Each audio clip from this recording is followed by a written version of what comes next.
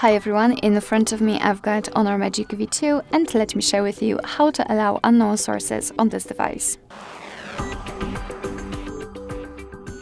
So let's start with opening the settings, and here we have to scroll down to find the security. Let's tap.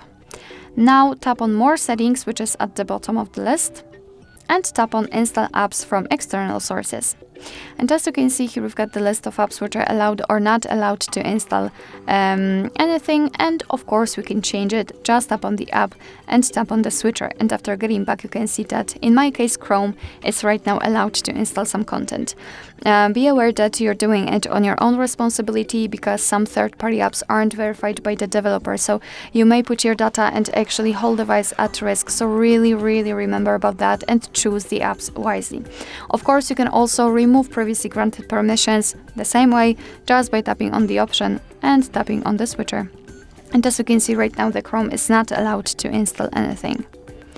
Alright, so that will be all. Thank you so much for watching. I hope that this video was helpful, and if it was, please hit the subscribe button and leave the thumbs up.